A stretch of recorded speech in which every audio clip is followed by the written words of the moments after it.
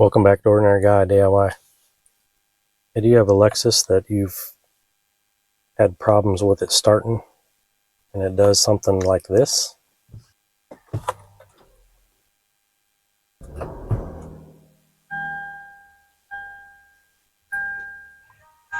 Well, if you picked up on that or not, but it does a lot of clicking. The lights on the dash will flash. I suspect it's a low battery. I actually already picked up a battery just in case, because that's the first place to start. That it actually started quicker than I expected it to. I didn't know if it was going to start it at all, but I'm going to show you a few things to check if you have this problem.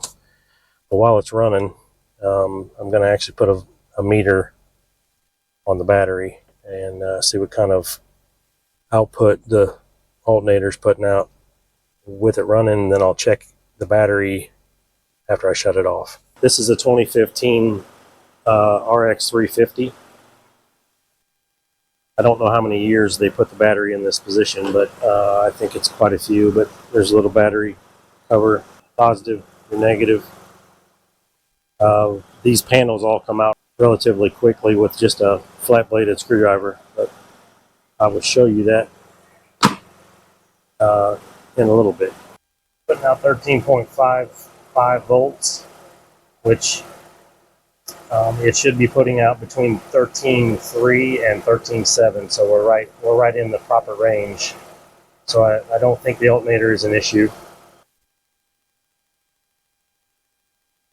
You can see that. Look at that thing drop. When I first plugged that in, it was at 12.2. See, now it's now it went back up to 12.3. I'm going to leave this set for about 30 minutes, come back and check it. I actually only waited about 5 minutes, and I just put the tester on it. As you can see, I'm already down to almost 11 volts. It just continues to drop, so I believe I have a bad cell in this battery. What I'm seeing, this is bad. Even though it did have enough to start it, it's not reliable power, so go ahead and get it changed. To just show you comparison, this is the new battery I'm going to put in it. 12.59. That's 12.6 and holding, so pretty confident it's the battery. The only things you're going to need to change this battery are a little flat blade screwdriver and either a 10mm wrench or a 10mm socket. There's 3 plastic pieces that need to come out of here. This is one, this one is another, and then this is a third. You don't technically have to take this one off. You can just slide this one out from under it. I usually just take it off. We'll get started on pulling these off. It's just as simple as just pry it. You just pry it up till it has a little gap there, and then just pull it out.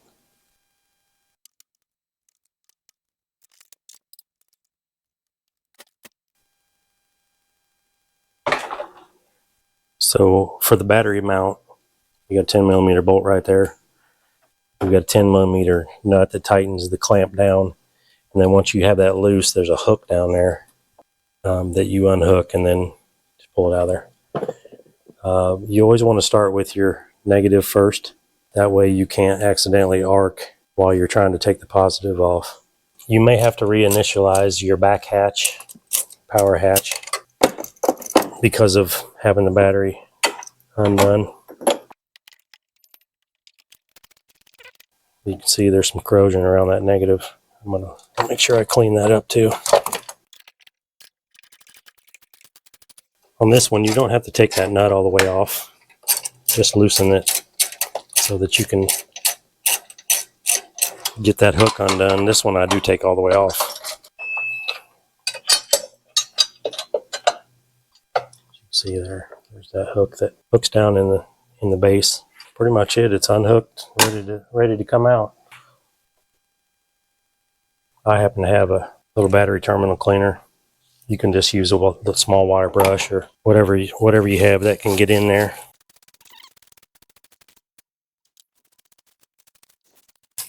Probably isn't a bad idea to wear gloves if you have any corrosion like I did. I should have put some gloves on, but a little late for that now.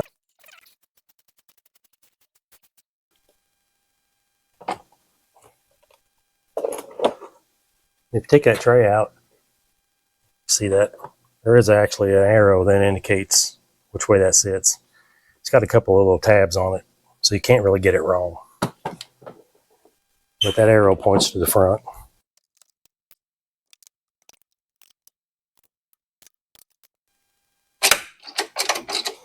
Don't go crazy with this. You don't want to crack the case on the battery. So it doesn't have to be, just needs to be tight enough it doesn't move. Put the positive on first. You took it off last, put it on first.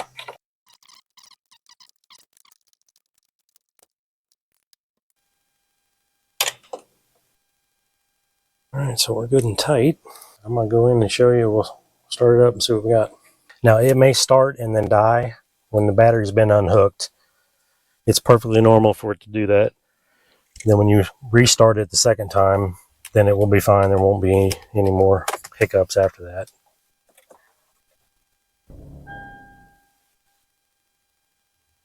Okay, so it did die.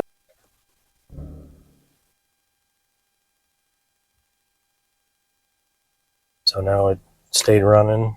So there I'm showing 13.7574 output on the alternator. So I think that weak battery was pulling down that number. Now the only other thing to check is to see if your hatch still works. Sometimes it has to be reinitialized. So I hit the button and it's not opening.